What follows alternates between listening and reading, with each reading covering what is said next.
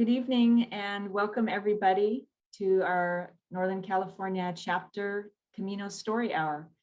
Today we are really excited to have Rob Nickerson share the story of Betsy and their recent Camino. A little bit about the background of this talk.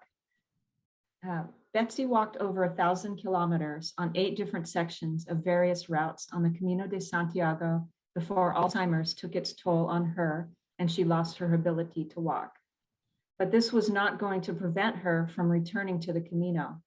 In September 2021, we loaded her up on a wheelchair along with backpacks and other luggage and headed off to Santiago. We not only navigated the streets of Santiago with her in her wheelchair, but also visited Finisterre, Lires, Muxia, and Lugo with the aid of our tour company that carried the luggage and provided car support. This presentation describes her journey and the great experiences she had, even if she could not walk. So I'd like to turn the mic over to Rob. Thank you, Rob. Yes, thank you very much, Lori. I just want to make sure that everybody can see the screen here, remembering the Camino, and can hear me. So let me know if there's any problems with that. Yes, this is the story of Betsy's return to the Camino by wheelchair. And before I get into the details, let me give you a little background here so that you'll see where we are. So this is me, Rob Nickerson, and this is Betsy. And this was, I think, 2015. We're at the kilometer 0 mark in Finisterre. And anybody who's been Finisterre has probably had the same picture taken of them. This is not unusual there. If you haven't been to Finisterre, I'm sure when you get there, you'll have that picture taken. And I encourage you to go to Finisterre. We did not walk to Finisterre. We took a bus there, but it's definitely worth going. So this is who we are. Now, why did we walk the Camino? So in 2011, Betsy had hip replacement surgery. And in 2012, we went back for her 1-year appointment with her orthopedic surgeon. And when we were in the appointment, I pointed out to the doctor that her leg was still atrophied. And I said, what's good exercise for Betsy with this atrophied leg? And he said, walking. And so when we walked out of the doctor's office, I looked at Betsy and I said, walking. How would you like to walk the Camino de Santiago? It's only 500 miles, with a strong emphasis on only. I always make the joke at this point that Betsy pulled out her cell phone and called her divorce lawyer. But I'm glad that wasn't the case. Well, she wasn't too hot for the idea, to be honest with you. It took a while for her to warm up. I didn't know much about it. I got a bunch of books and started reading those, one of which was Susan Alcorn's book. Thank you, Susan. And checking the web and doing all the usual stuff to get some information. And eventually Betsy warmed up to the idea. And we spent the next year mostly at REI, buying stuff necessary to get ready to go. And then in 2013, I actually had a job in Germany. And we flew from Frankfurt to Bilbao. And then we took a shuttle from Bilbao to Saint-Jean, and we were going to walk from Saint-Jean. Well, the day that we were going to walk over the Pyrenees, it was pouring rain.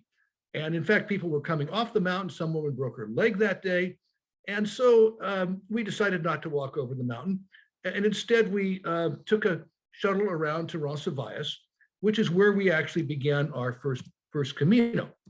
And so here's a picture. If you've been to Roncesvalles, you've probably had your picture taken here also. So you know what this is all about. And so this was our first Camino. After that, we did a total of 8 Caminos. This is our Camino resume. I'm not going to go through the whole thing. Obviously, it would bore the heck out of you. But these are the different Caminos that we've done here. And if you go through the whole thing, you see that we've walked the Francis from Roncesvalles to Santiago. We walked the Portuguese from Porto to Santiago, and we walked the Inglés from Ferrol to Santiago. That's over 1,000 kilometers. And we've collected 3 Compostelos in the whole thing.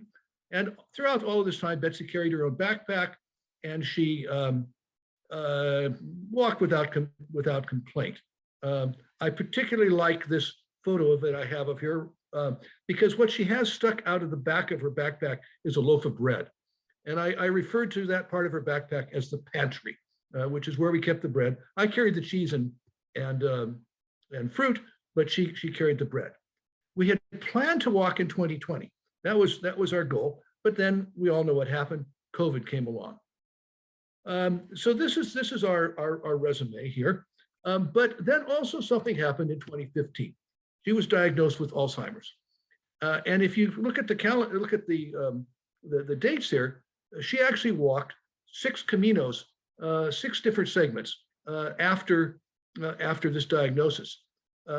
So I was really, really proud of her for doing this. But then her condition worsened, and by 2021, she was no longer able to walk, and she needed a wheelchair to get around. Well, this created a problem for us because we are dedicated Camino walkers. And so how are we going to handle this if she needs a wheelchair? So we thought about this for a little while, and we said, let's do this. We got our shots. I don't know, whenever they first started giving shots. And we plan to return to the Camino with a wheelchair in fall of 2021. And this presentation is the story of that trip, the fall 2021 trip with Betsy in a wheelchair. This is a picture of her in Santiago in her wheelchair. And you notice down here is her shell. We hung her shell on the wheelchair. And it's the same shell that we got for her when we first went to Saint Jean. So she's had that for all of her Caminos. So what did we do? What was our plan? Well, we flew to Santiago, and then we spent a few days in Santiago to get over jet lag and to do those types of things. And then we took a car trip from Santiago to Finisterre, along the coast to Lires and Muxia, inland to Lugo, and then returned to Santiago. Here you see the route that we took. Here's Santiago down here, and we took the route here over to Finisterre, Finisterre, and then up here to Lires, which is located right here, and then to Muxia, and then back up through the countryside over to Lugo, and then back to Santiago. This trip was arranged by a tour company called Gali Wonders. They booked accessible hotels for us. They provided backpack and luggage support. They provided car support for us for this entire trip. And if you need a tour company, I strongly recommend Gali Wonders. They customized this trip for us to meet our particular needs. Then once we got back to Santiago, we spent a few more days in Santiago before returning home to the States. So I'm going to go through the various stops that we had along the way and explain what we did in those places. There's going to be a big emphasis on what Betsy was able to do. This is Betsy's presentation, it's not mine. I'm going to talk about her a lot throughout this whole thing.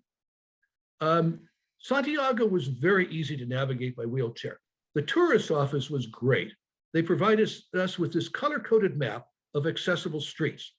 And the blue lines here are the easiest ones to get by wheelchair.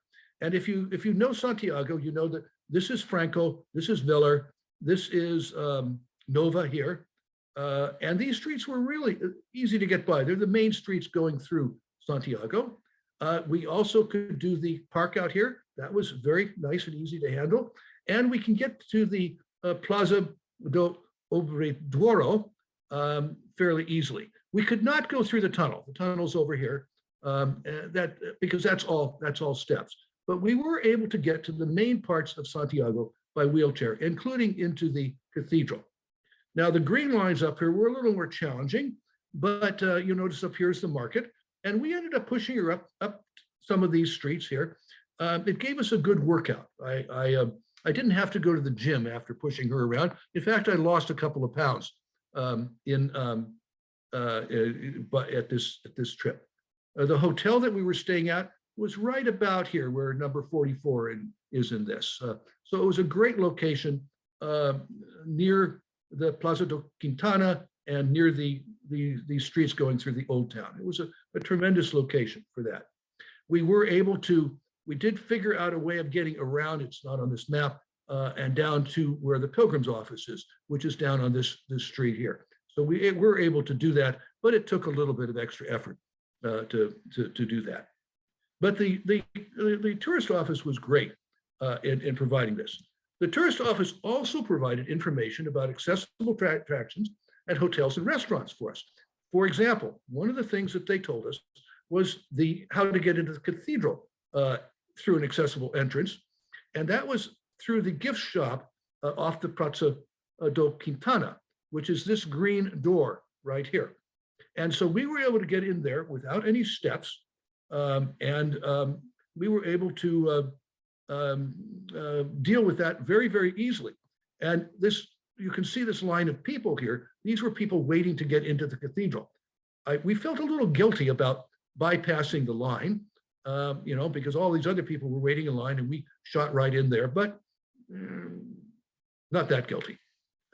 Anyway, so we got into the cathedral very, very easily. Now, what did we do in Santiago? Well, we did a lot of the familiar things. We saw the refurbished cathedral, which is magnificent. They've really cleaned it up. It's just beautiful in there. Repainted everything, and it's definitely wonderful. We went to Mass, followed by the Botafogo. So here's the Botafogo over here, swinging. We went to the Pilgrimage Museum. This image here in the center is the pilgrimage from the Pilgrimage Museum. And if you haven't been to that museum, I strongly recommend it. It really reminds you of what pilgrimage is all about. We went to Praça do Obradoiro, and laid around on the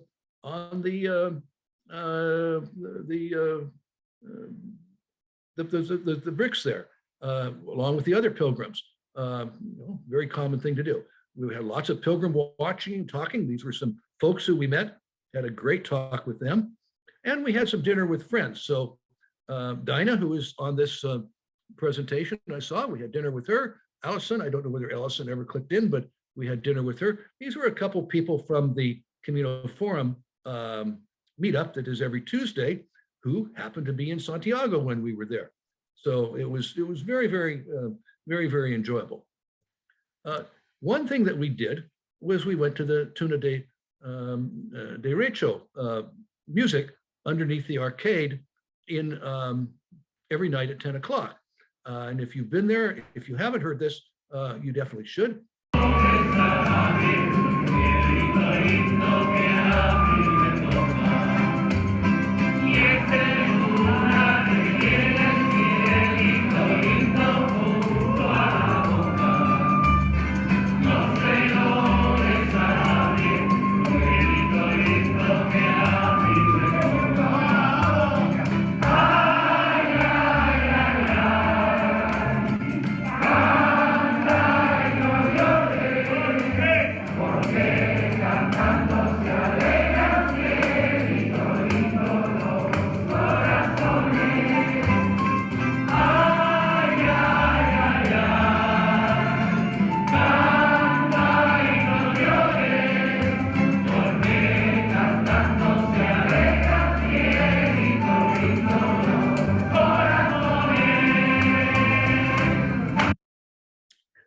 We went there a number of nights, as a matter of fact. It worked out very well. Here's Betsy and sitting there watching this. And at the end of one of these presentations, they came over and gave Betsy a rose. And there's a rose here in her that she's holding right here. And I thought that was really, really sweet that they gave her a rose. So we really enjoy the tuna. And then we did some new things in Santiago also, some things that we hadn't done before. We had dinner with a number of rather important people in Santiago. One is Ivar, and Ivar runs the Camino Forum website. I'd met him before, but we had coffee with him. Johnny Walker, which is not his real name, I don't know what his real name is an institution in Santiago. I think he's called Johnny Walker because he drinks a lot. And I had coffee with him, and he actually gave me one of his books, which he autographed, and had a good talk. He helps pilgrims a lot in Santiago. And JT, who is on this presentation, was great. He really helped us in Santiago with a number of things, including getting our COVID test at the end before we flew home, because you had to have a COVID test before you could fly back to the States. He actually took us around and showed us a few new things that I'd never seen before. One thing he showed us was the church dedicated to St. James' mother.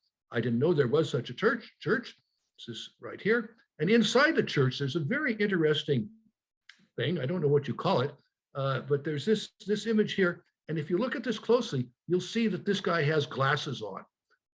And I don't know how old this is, 300 years or whatever. And I didn't know that they had glasses back then, but it's a really interesting little thing. He showed us the narrowest street in Santiago, which is this street right here. It's an interesting street.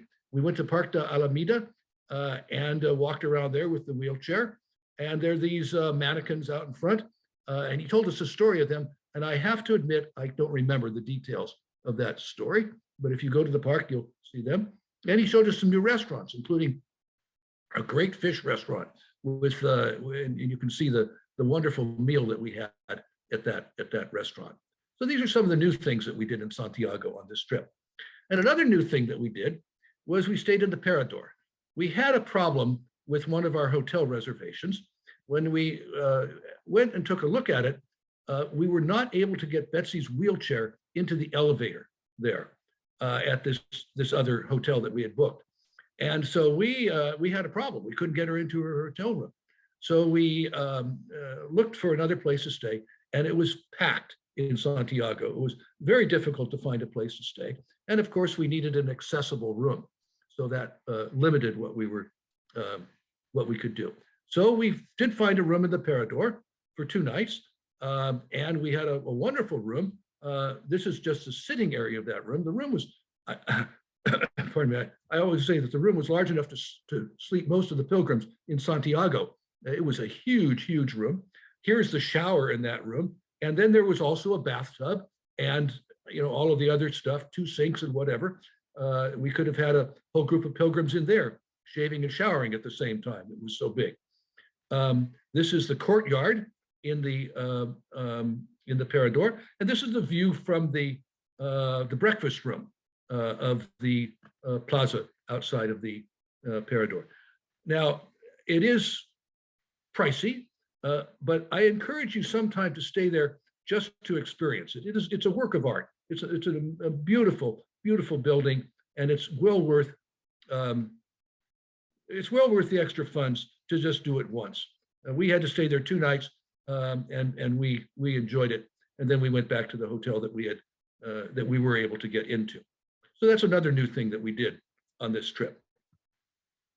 Now, when the time came, the car that we had contracted for with Galley Wonders picked us up and drove us from Santiago to Finisterre, took our luggage, took the wheelchair, all of that stuff. It's about a 2-hour drive through the countryside, a beautiful drive to Santiago. Now, you probably know that there are 2 languages in this part of the world. There's Spanish and Gallego. And the name of this town in Spanish is Finisterre. The name of the town in Gallego is Fisterra. And so you see both of these. Well, you see Finisterre probably more often. And so we stayed at the Hotel Mar de Fisterra, not Mar de Finisterre. We spent 2 nights there. This is the hotel. And this is the view that we had from our room. It was unbelievable. I mean, I haven't seen such views like that, very often. So it was a great view. Now, Finisterre or Fisterra is a fairly easy town to get around in a wheelchair, fairly easily accessible, not too hilly. It's a port town, lots of fishing boats there. There's a fish market, which we were told was worth seeing, but it was closed because of COVID. So we couldn't get into it, unfortunately. There were some beaches there, some old houses. I don't know what the story is with this house, but I just thought it was quite something to see this collapsed house between two other houses. So I had to take a picture of it. There were lots of restaurants and bars along the wharf where people sat out. We sat in one of them. Here's Betsy sitting in one of them. We were having a refreshment of some sort in the sun, and it was definitely a worthwhile experience right on the wharf there. But then we decided that we wanted to see the sunset, and so we went out to Cape Finisterre or Cabo Fisterra. It's about 3 kilometers out of town. So we took a taxi and put Betsy in her wheelchair. And fortunately, it's very easy to get around there. So we were able to wheel her up to the lighthouse, not beyond that. I walked out beyond that to where the people are supposed to burn their clothes and all of that. Here we are in this photograph next to the same monument that you saw earlier, the Kilometer Zero monument. And there were lots of other people out there watching the sunset. It was very much of a thing to do at that time. So there was a ton of people, but we were able to get Betsy there. And here's the sunset at Finisterre or Fisterra. And it was truly a magnificent sight to watch the sun go down. I did not see St. Elmo's fire. Some people said they did see it, but I was not able to see it in the final splashdown of the sun. But it was certainly beautiful. So once we finished our time in Finisterre, the car picked us up and drove us to Lires. And that's quite a short drive along the coast, probably half hour, 45 minutes or whatever. It's along the Camino path from Finisterre to Muxia.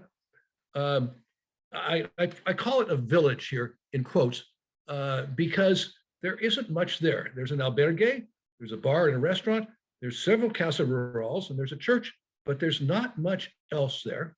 But it is beautiful out there. You can see the view this is the view from the bar up here. Grapes growing here. This is the church. There was supposed to be where you could get your stamp at the church, but I couldn't find it. I couldn't get into the church. And then the grain storage configuration that they have in Muxia. There was lots of that sort of stuff here. It was really an interesting little village, and we could get her around fairly easily. Now, here we stayed in a casa rural called Casa Raul. This is it here on the left. And this was probably one of my favorite places to stay along the Camino. We had this apartment down at the bottom here. It was actually a 2-room apartment, a bedroom, and then the living room. And the living room was full of antiques. I really wish I had more time to really look at these things. Look at this old radio that you see here. I don't know whether it works, but it was really, really old. And a fireplace here. That was just some of the things in this living room. And there was a beautiful patio out and back where Betsy could sit in the sun, and it was really a great place to stay. But one of my favorite things at Casaral was out in front of the room, and that was the cat's house. They built a little house there. There were lots of cats in Lires.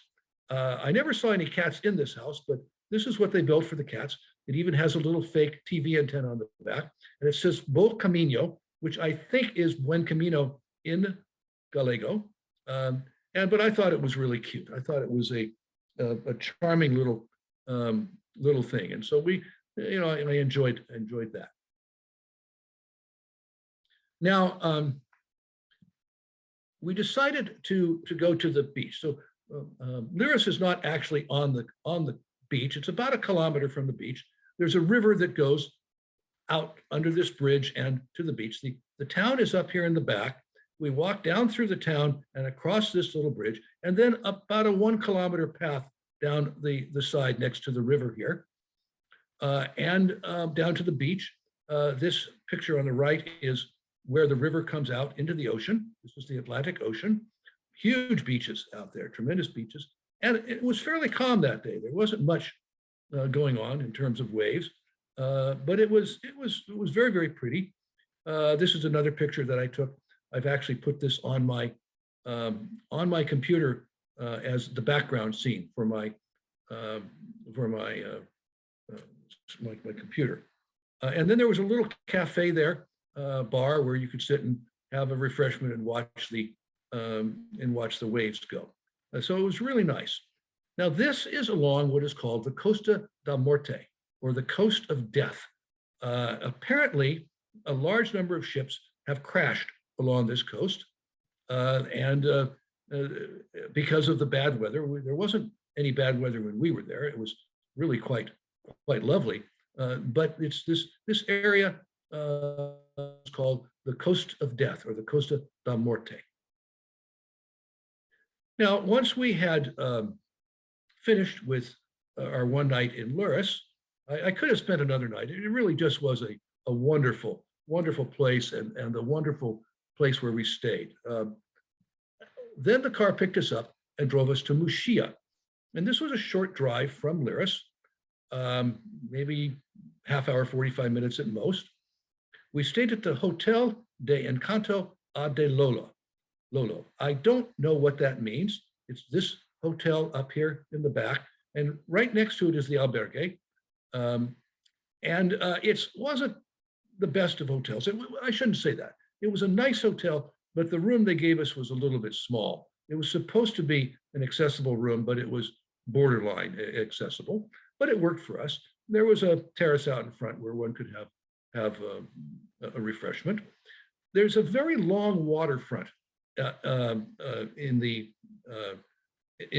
Muxia, and which made it very easy for pushing wet Betsy. So we spent a day just going up and down the waterfront, looking in some of the shops, stopping in a cafe where we had a coffee with a bunch of pilgrims. That was very, very enjoyable. There were many restaurants and bars all along the front. This is a restaurant here that we had dinner in one night. It really was a very easily accessible town. And we spent 2 nights there. But what's important about Muxia, for those who've been there, is the Land's End, which is where a very important event takes place in the movie The Way. I'm not going to tell you what it is if you haven't seen the movie The Way, but it is at this point right out here in where a very, very important event takes place. But it's all these rocks and waves crashing on the rocks. And again, it was a pretty calm day. So although we had some waves crashing, there wasn't a lot. But the nice thing was that we could wheel, excuse me, I'm sorry, go back here.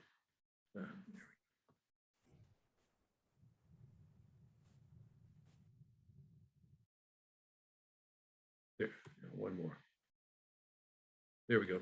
That we could wheel Betsy up to the edge of where the rocks are. We couldn't wheel her down into the rocks, but she could sit there and watch the waves. And I walked down amongst the rocks and took a good look around down there, and lots of photographs and so forth. So this is the Land's End at Muxia. Then we wheeled her back into Muxia. It was fairly easy to do that. It was mostly downhill, and so it was fairly easy to get her wheeled back into the center of Muxia, maybe a kilometer or so on that walk. And so we spent 2 nights in Muxia doing these things. It was very nice. I actually preferred Finisterre to Muxia. I know a lot of people prefer Muxia to Finisterre, but I thought Finisterre was a little bit more quaint than Muxia. But everybody has their different preferences. but certainly Land's End is worth seeing. So then the car picked us up in Muxia and drove us to Lugo. Now, I had Lugo was recommended to us by several people. I was looking for another place to go as part of this tour, and some people said, "Well, why don't you go to Lugo?" I said, well, that sounds interesting. It's a fairly long drive from Muxia through the Galician countryside, several hours, but it was worth it. It really is a nice, very interesting town. It's an ancient Roman city. It's surrounded by massive walls. You can see in this picture here, these huge walls that they had, and you can actually walk on top of the walls, which we did. I'll show you pictures of that in a minute. And we spent 3 nights in Lugo. We stayed at a nice hotel, but a not very interesting hotel, the Mendez Nunez. And this is the hotel, and this is the view from our balcony of the street down below. But what was nice about it, one thing was nice about it, was it was near the Plaza Mayor, which is the main plaza here, just around the corner. And along the edge of the plaza are many, many cafes and restaurants and bars where we would stop and have a refreshment and watch the kids play in the park and the people walk by and those types of things. So it's a beautiful Plaza Mayor and a beautiful part of Lugo. Also, across the street from our hotel was the Church of Santiago, which I went into and took some pictures of the altar. And then this over here is Santiago on his white horse and in one of his personifications. And that was nice. There is a cathedral in Lugo, and we went to it, and it was nice, but nothing special. And one of the problems with it is that the museum in the cathedral was on the 2nd floor, and there was no way that we could access it with a wheelchair. But we saw the main part of that cathedral. I don't have any pictures of it in here. I just didn't think it was worth doing that.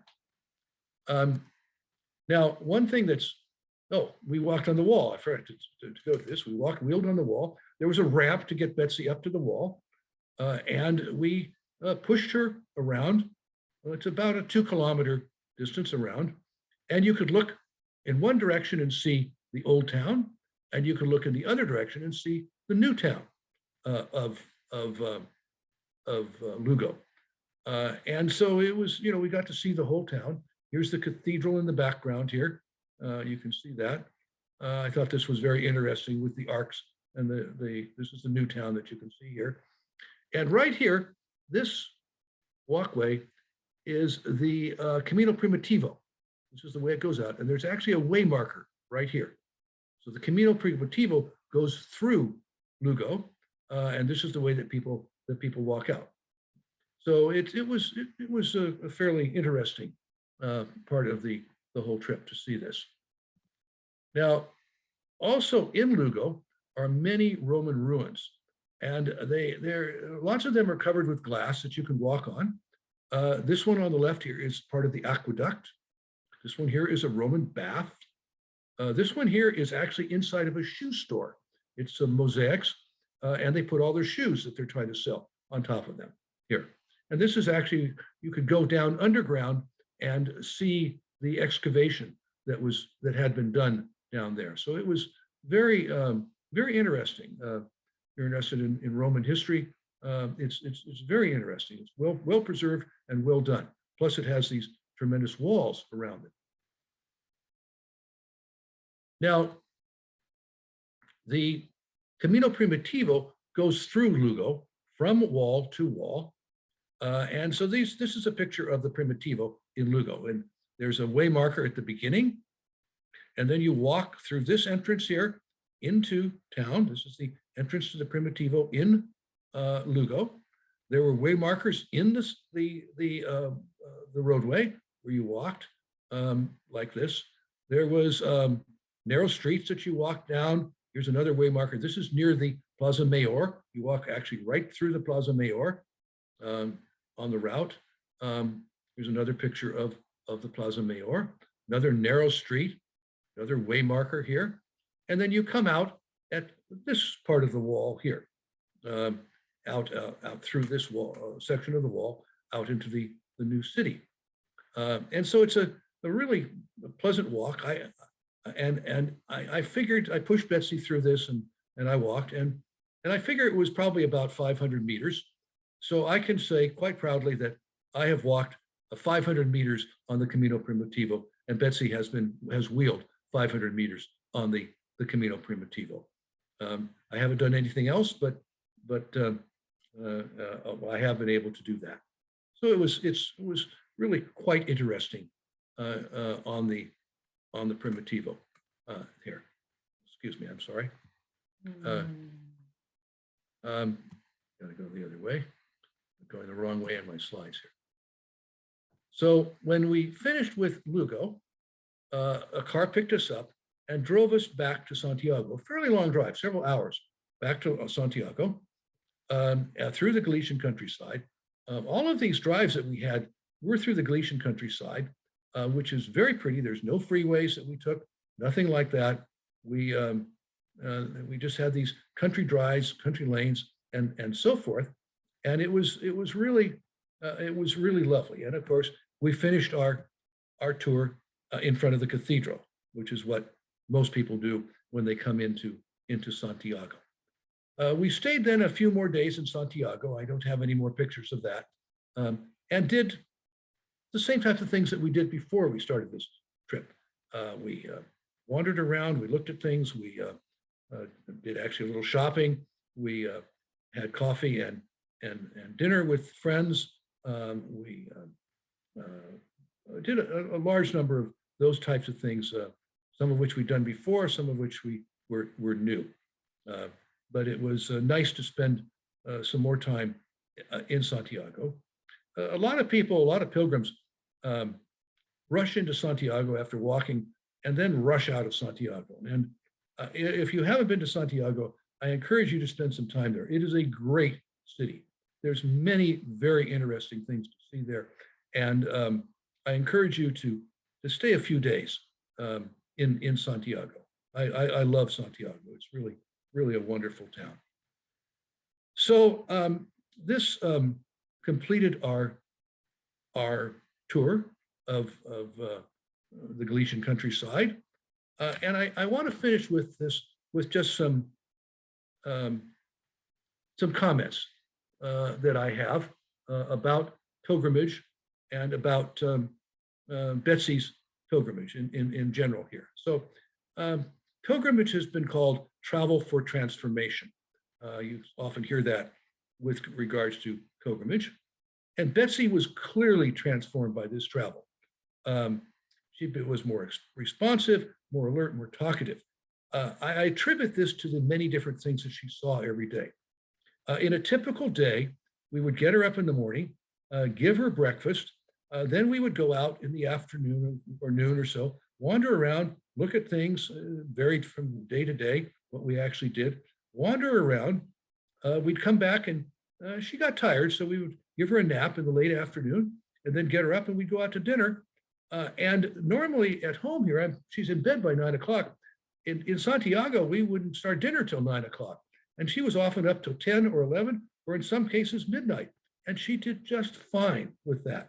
And she really was alert and responsive. And one person that I know here in Oakland told me afterwards how much more alert she was when she got home. And I attribute this to the experiences that she had on this trip. But this was a pilgrimage for her. And it was as much a pilgrimage for her as the various long walks, the 100-kilometer or mile walks that she had done previously, the 8 previous pilgrimages. And it was Betsy's pilgrimage. And just a few more words about pilgrimage. Pilgrimage does not have to be a long walk under taxing circumstances.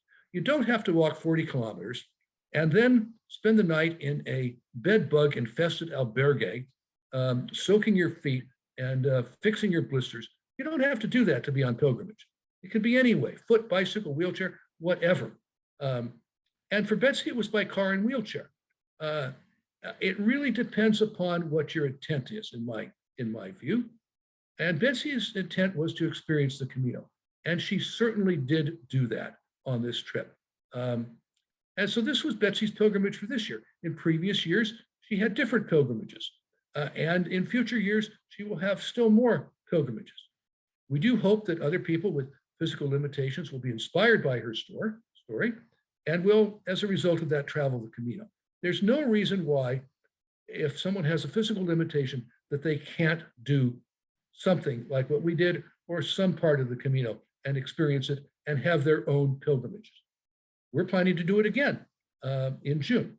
And so we're working on the plans for that at this point, and we're hoping to get back to Spain and to Santiago, and we're planning to do the Camino Portugues, the coastal route of the Camino Portugues. We'll just see that, we'll just hope that we can do that in June. So this was Betsy's pilgrimage, and I'm really glad that I was able to provide this for her. I want to acknowledge a couple of people. One was Betsy Fuller, who was Betsy's caregiver during the trip. Now this created a bit of confusion because we had two Betsys. So we called Betsy Fuller Betsy 2, and my Betsy was Betsy 1. But she took care of Betsy on the trip and did a great job. And also I want to give special thanks to JT Pedersen, who's on this video. He provided much support and help in Santiago. He was just a great resource to have. And if you're in Santiago, I encourage you to look him up. He's a Danish expatriate living in Santiago, retired in Santiago, and I encourage you to try to find him when you're there. So with that, let's move to Q&A and see what questions you have. So if you could open it up to Q&A, that would be great. Rob, thank you so much. That was an outstanding presentation, and we just loved looking at your photos and hearing your story.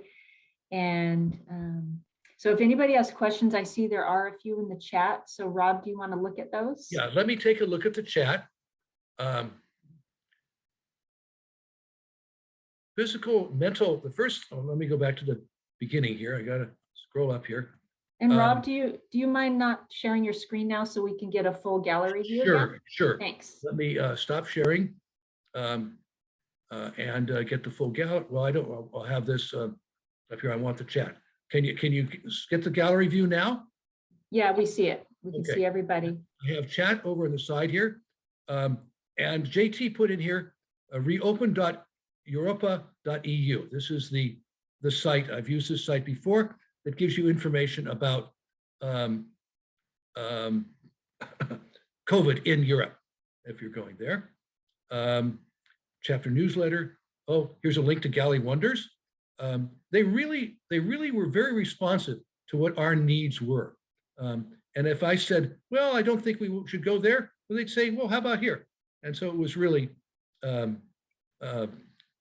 really great. So yeah, Johnny Walker loves his whiskey. So that's why he's called Johnny Walker. Again, I don't know what his real name is. And if you get a chance to meet him, he's a great guy. He holds court in I can't remember the name of the restaurant, San Clemente or something like that. I think every Sunday afternoon.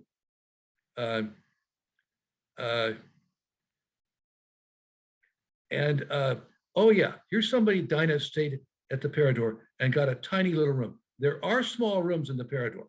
We had a huge room, but I know Dinah told me about the tiny room that she had.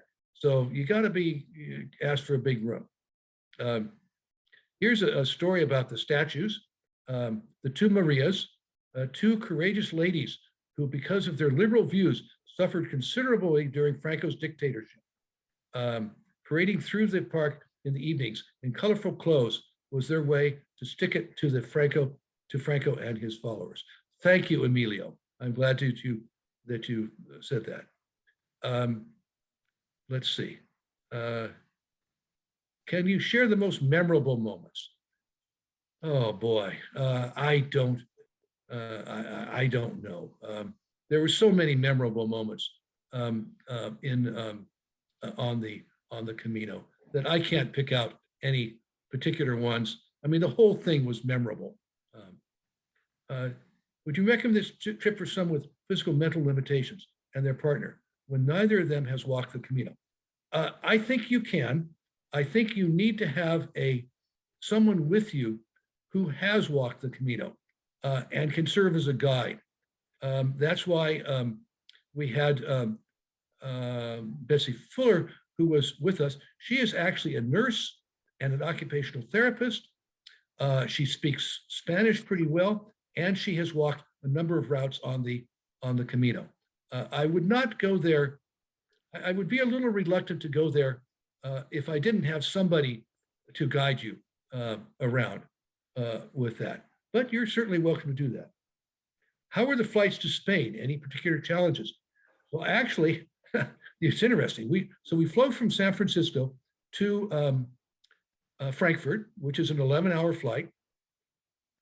Betsy had dinner, and then she went to sleep. She slept the entire way. I mean, she slept. We had booked business class, so we had lay flat beds, and she just slept like a baby on the flight over. We didn't have any problems with that. The nice thing about the flights is you couldn't go unless you had had a negative test with COVID in either direction. So I felt very safe on the plane. You couldn't get back into the United States unless you had a negative COVID test, and within 3 days. So we were all negative. I didn't feel that any problems. I think planes are actually fairly safe, as a matter of fact. And so I didn't find any difficulties there. And Betsy's condition didn't prevent her from flying. Now, we had to get help getting her on and off the plane, but the airlines are very good at that. Tremendous. We wheeled her up to the edge of the plane. They would put her in what's called an aisle chair, wheel her down to her chair, and a couple of big, strong guys or women would come up and lift her into her seat, and she was just fine with that. So I didn't have any trouble on the plane with her, and she seemed to enjoy it. She slept throughout the flight, and this was true on the way back also. Lovely pictures and presentations. What else? That's right. In 2019, there were 85 people that arrived here in Santiago, so it's doable. Europa, okay, correction there. To stay updated on these types of events, subscribe to the NorCal newsletter. I think that's great suggestion there. We've got that corrected there. Yeah, Dinah, I saw there. Dinah lives in Guatemala. And Dinah had never seen the tuna. And so she went out there and I got her to see the tuna, which I really love. I actually love them. That's a singing band. They're actually a group from It's great. University, as I understand it. Okay, so those are the questions in the chat. Let's see if anybody else has any questions. If you do, speak up, raise your hand. I'll be glad to answer any of your questions. I do have Betsy next to me right here. She's a little sleepy right now, but she's been listening in to the whole thing and hopefully looking at the pictures. So do you have any, let's see. I just want to say, Rob, I applaud your just going for it. I was unsure that you guys would be able to do this during COVID, and I'm really amazed that you were able to pull this off, and I'm so inspired by this. Thank you. I will say that her doctor recommended against it. Her doctor thought that the plane trip and the jet lag would be too challenging for her. And I thought about that seriously, and I worried about it tremendously, as a matter of fact. A number of people on the Camino Forum, however, encouraged us to do this. So, I weighed all of these things, and I decided to just go for it and see what happened. And it was definitely worthwhile with her. She out of it in fine shape, I think in better shape, as a matter of fact, than going into it. So I think it was great. So thank you, Lori. Any other questions? Rob, how long was the trip? The actual, well, the actual trip was about 3 weeks, but the tour part of it was, I think it was 8 days, if I remember correctly. So we, we spent a few days getting over jet lag at the beginning, and then went on this tour, and we and then came back and spent a few more days in Santiago. Congratulations. Thank you very much, Susan. Thank you, and thank you for your books. Thank you. Okay. Any more questions from the great pilgrims that we have in the audience here? No.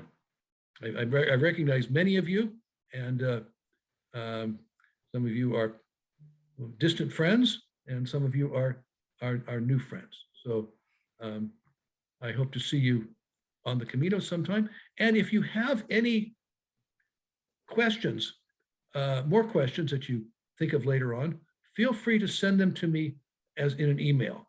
I'll be glad to answer them. I'll be glad to, correspond with you via email, and and anything that you can think of. David Ray, go ahead and unmute yourself. That was amazing, Rob.